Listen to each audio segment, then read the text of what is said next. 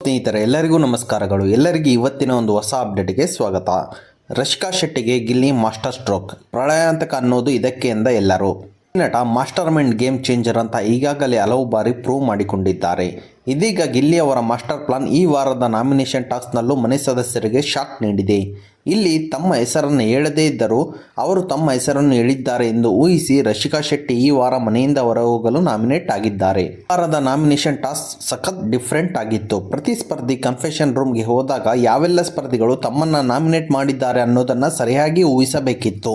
ಸರಿ ಇದ್ದರೆ ನಾಮಿನೇಷನ್ ಇಂದ ಪಾರಾಗುವ ಟ್ವಿಸ್ಟ್ ಅನ್ನು ಬಿಗ್ ಬಾಸ್ ನೀಡಿದ್ದರು. ಈ ವೇಳೆ ರಶಿಕಾ ಶೆಟ್ಟಿಯನ್ನು ಗಿಲ್ಲಿ ನಾಮಿನೇಟ್ ಮಾಡಿಯೇ ಇರಲಿಲ್ಲ. ಆದರೂ ಗಿಲ್ಲಿಯ ಹೆಸರನ್ನು ಹೇಳಿ ರಶಿಕಾ ಶೆಟ್ಟಿ ನಾಮಿನೇಷನ್ ಇಂದ ಸೇಫ್ ಆಗುವ ಅವಕಾಶವನ್ನು ಮಿಸ್ ಮಾಡಿಕೊಂಡರು.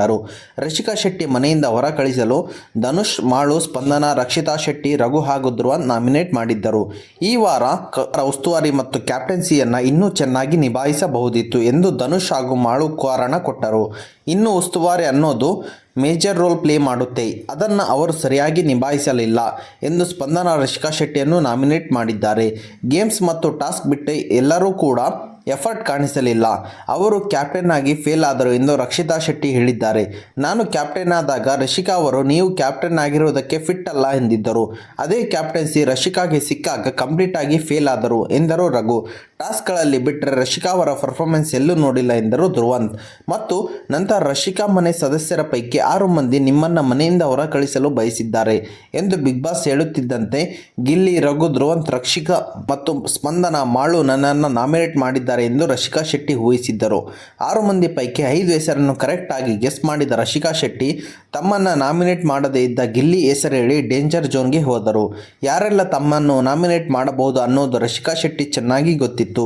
ಈ ಹಿಂದೆ ಹಲವು ಬಾರಿ ರಶಿಕಾ ಶೆಟ್ಟಿಯನ್ನು ಗಿಲ್ಲಿ ನಾಮಿನೇಟ್ ಮಾಡಿದ್ದರು.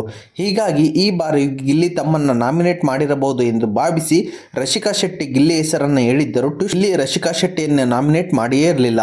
ರಶಿಕಾ ಶೆಟ್ಟಿ ತಮ್ಮ ಹೆಸರನ್ನು ತಗೊಳ್ತಾರೆ ಅಂತ ಗೊತ್ತಿದ್ದೇ ಗಿಲ್ಲಿ ಪ್ಲಾನ್ ಮಾಡಿ ಅವರನ್ನು ನಾಮಿನೇಟ್ ಮಾಡಿರಲಿಲ್ಲ. ಹೀಗಾಗಿ 6 ಮಂದಿ ಪೈಕಿ 5 ಹೆಸರನ್ನು ಕರೆಕ್ಟ್ ಆಗಿ ಊಹಿಸಿ ಗಿಲ್ಲಿಯ ಹೆಸರು ಹೇಳಿದ್ದಕ್ಕೆ ರಶಿಕಾ ಶೆಟ್ಟಿ ಅವರು ನಾಮಿನೇಟ್ ಆಗಿದ್ದಾರೆ. ಓಕೆ, ಇದು ಇವತ್ತಿನ ಒಂದು ಹೊಸ ಅಪ್ಡೇಟ್ ಆಗಿದೆ. ಈ ಅಪ್ಡೇಟ್ ನಿಮ್ಗೆ ಇಷ್ಟ ಆಗಿದೆ ಅಂತ ತಿಳ್ಕೊಂಡಿದ್ದೀನಿ. ಈ ಅಪ್ಡೇಟ್ ನಿಮ್ಗೆ ಇಷ್ಟ ಆದರೆ ಸಣ್ಣದೊಂದು ಲೈಕ್ ಮಾಡಿ, ಶೇರ್ ಮಾಡಿ, ಕಮೆಂಟ್ ಮಾಡಿ ಮತ್ತು ಇದೇ ರೀತಿಯಾಗಿ ಹೆಚ್ಚಿನ ಮಾಹಿತಿಗಾಗಿ ನಮ್ಮ ಚಾನಲನ್ನು ಸಬ್ಸ್ಕ್ರೈಬ್ ಮಾಡಿ.